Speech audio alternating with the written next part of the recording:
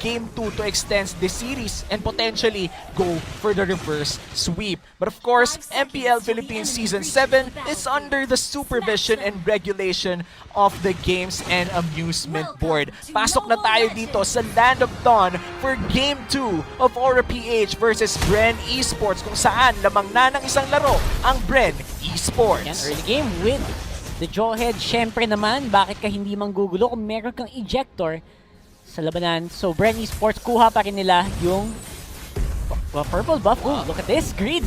Medyo sneaky dito din si Kulit JP. ako dun, Alam mo yung feeling ko, nag-long cut siya. Hindi siya shortcut eh. Long cut. Pumunta siya doon. Nag-long cut siya, manggugulo dito, nanakot pa with the dash, pero na-stun dito si Greed. Greed might be in trouble. Few, Spiral Strangling might be a kill, pero hindi pala abot dito ang abilities ni Lusty. Kung medyo nakalapit si Lusty doon, feeling ko could have been a kill for BREN ESPORTS, pero hindi pa rin tapos. JP, gustong manggulo, and that's why you want a Jawhead in your team. That's right, the Jawhead, magandang early game reset. Pwede kang magulo, pwedeng guluhin yung timing mo sa jungle. Kasi sa jungle, di ba may timing yan? Oo, kung kailan nag-i-spawn yung mga jungle camps, gusto mong patayin para maalaman mo yung timer. Pero wait naman, Lord Hades, Flap Teasy though, a little bit too tanky with that Esmeralda. Pero ako yung kinakabahan para kay Flap eh. Oo.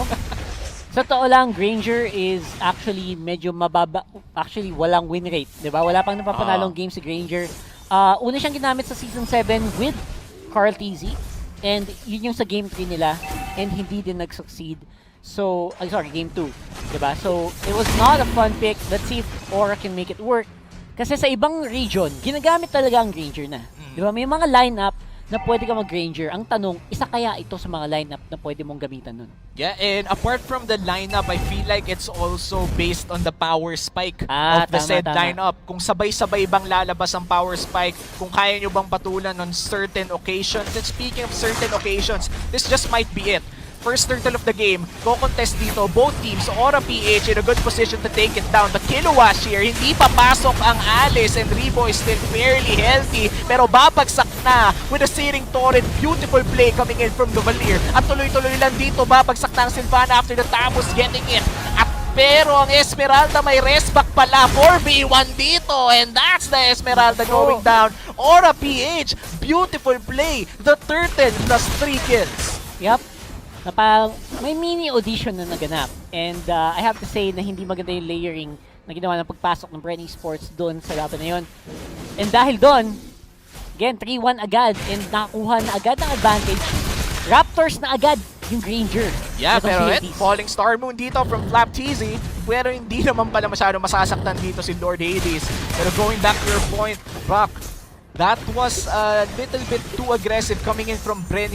Hindi nila naasikaso kung paano mga pasok nila. As you said, holy baptism though, locked in si JP. Walang takas-takas with Imperial Justice, and that's 1 kill going to BREN ESPORTS. There you go, nabawi naman nila.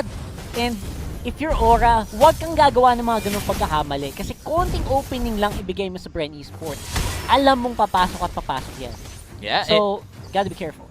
And speaking of being careful, BREN ESPORTS, I feel like they're more careful now even if they won Game 1. And I gotta hand it to them. Aura PH, they seem not bothered at all from that loss in Game 1. Actually, mas mukha nga silang gigil ngayon, di ba? Yung Aura talagang umaapoy ngayon in this game. And they have the heroes. Meron silang lineup para gawin to. Again, Granger on with Rhapsody, masakit na marksman kahit na early game. Gamit na gamit in this matchup. Yeah, pero tignan natin dito, Greed a little bit slowed down coming in from Lusty, pero saktong bato lang pala yun. JP with a good save, pero na-burn ang Vengeance Flame. Few, hindi tatama ang Cometic Lance. That could have been a kill if tumama yung stun na yun. Again, also, you have to be aware, yung timing ng Imperial Justice isn't active right now. Check nila ngayon Turtle, it's gonna be a big one dito. Yeah, Turtle already half HP, pero that's the ejector being burned already, pero masisecure ng Aura ang Turtle at may double kill pa para kay Granger. Nagkakaubusan na members ng BREN ESPORTS dito. Flap TZ medyo makunat, pero hapatulan, ibabato pabalik. That's the tower dive. Flap TZ still alive, but that's the Turtle plus 3 kills once again for Aura PH. Beautiful placement, no Rhapsody at lang Death Sonata nitong si Lord Hades. from downtown. Nakatakas na eh. Nahabol pa nung bala. And again, that's why you pick the Granger. And nakuha niya yung early game timing na gusto niya. Mahirap nang pigilan to. Yeah, and for Aura PH, this is the game that they want out of this Granger. As you said, there's a 2v1 na medyo brief na dito. Grabe, dami na nagkikala ito kay Granger. One shot na lang, Flap TZ gone! Underneath the turret, you did not respect Aura PH and you paid the price for it. Again, Rhapsody lang, sapat na.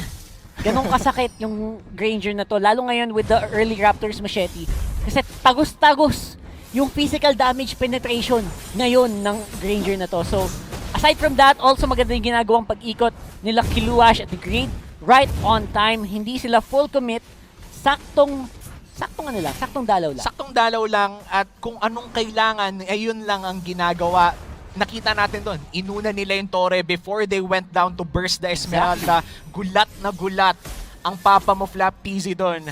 The damage was just too unreal. As you said, Rhapsody pa lang, sapat na. At mukhang magkakaroon ng labanan dito in the mid lane. Siring Torrent, hindi tatama pero may flicker in si JP. Hindi tumama ang eject. Naku po. Sayang! Pero mukhang wala munang kill na mapupunta pero hindi pala. Naghahabang ang Tamos. That's the mega kill for Lord Hades and Aura PH dominating the early game. Surprise mula sa aking kambal. Shoutout kay Kiluash. Ayan. Very beautifully done.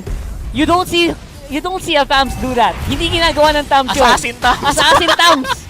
Men, kulang na lang, Lothar. Pero legit, iba talaga ang Aura PH. So BREN ESPORTS right now will have to come back from this very hard. And speaking of coming back, Rebo tried to get that solo kill pero medyo tinangki niya yung Order of Brilliance dito. Galing sa Lunox. Hindi niya nirespeto yung damage. BREN ESPORTS, I feel like it's already time to respect Aura PH. It is. Tama na. 21-16 na, tol. Medyo kailangan na natin mag-scale up. You need to take note of this Granger dahil talagang napakasakit na ng damage nito at hindi lang yon. Halos lahat ng members ng Aura PH ngayon sabay-sabay nag-power spike. Oo, lumalaki na yung lamang. Huwag nating paabutin sa A94 difference. Oo, sa A9. A94 difference na yan. 13,999. Yan ang magic number yan ang magic natin. Number. Pag lumamang ka ng Aura A94 difference, alam mo na. Alam mo na. Oo. Opo. It's the Oppo difference. Ibig sabihin lang nun nadala ng Oppo ang laro. Pero mukhang babalik na nga tayo dito sa Land of Dawn kung saan 10-2 ang kill score natin dito. Hindi ako nabulol. 10-2 talaga. 10-2.